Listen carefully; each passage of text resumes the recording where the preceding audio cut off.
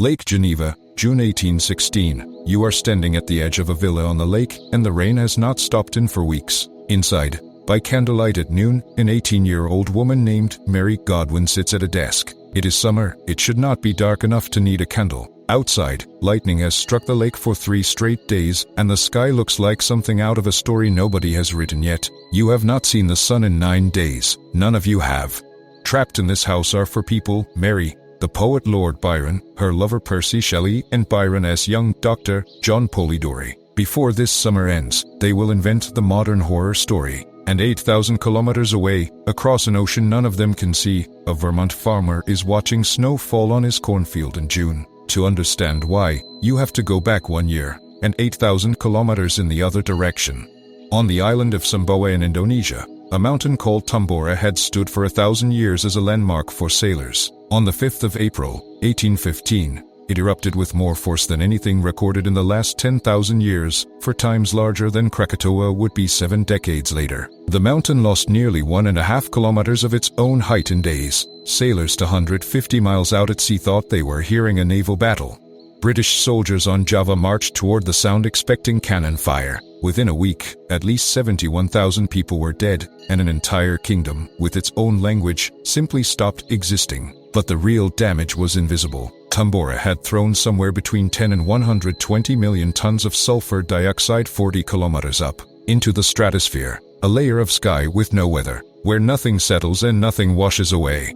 That sulfur turned into a fine haze of aerosols, and over the next 8 months, high-altitude winds spread it around the entire planet until it formed an invisible veil over both hemispheres. That veil began bouncing sunlight back into space before it ever reached the ground. Global temperatures dropped by less than 1 degree Celsius. It sounds like nothing, it broke the world.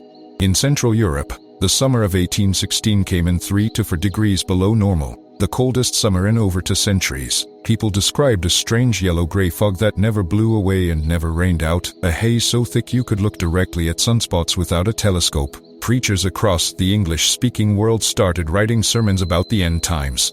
And in Vermont, a farmer named Solomon Putnam plants his corn in May, watches frost kill it in June, replants, watches snow bury it again, replants a 3rd time, and loses it all to a frost on the 4th of July. 20 miles away, another farmer, Joseph Smith Sr., loses his farm completely. In the spring of 1817, his family packs a wagon and walks for 100 miles to a town called Palmyra, New York.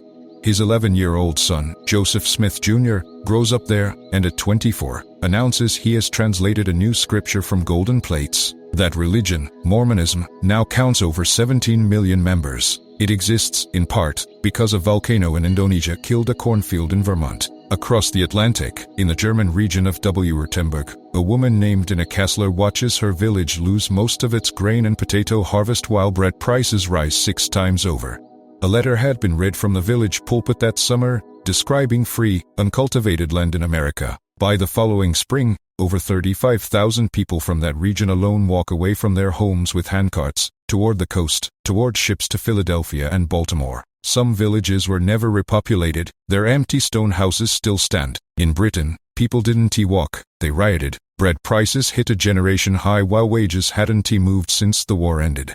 In the town of Littleport, crowds smashed shop windows, demanding bread at half price. 5 rioters were hanged within weeks. 9 more were shipped to Australia. Then came the part almost nobody talks about. The same climate disruption that ruined European summers also broke the monsoon in Bengal. Floodwater sat stagnant across the Ganges Delta, and in the marshland outside the town of Jessore, a new, more dangerous strain of cholera emerged. Within a year it reached Bombay. Within 2, it crossed the Indian Ocean.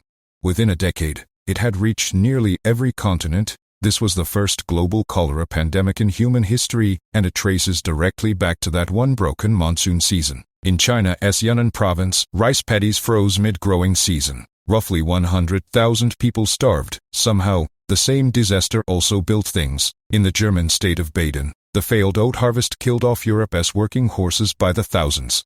A forester named Karl Drais watched this happen and, in June of 1817, wheeled out a strange 2-wheeled wooden machine with no pedals, steered by hand, pushed along by foot. He called it the running machine. It is the direct ancestor of every bicycle on Earth today, and it exists because there were no horses left to pull anything. Meanwhile, a young English painter named J.M.W.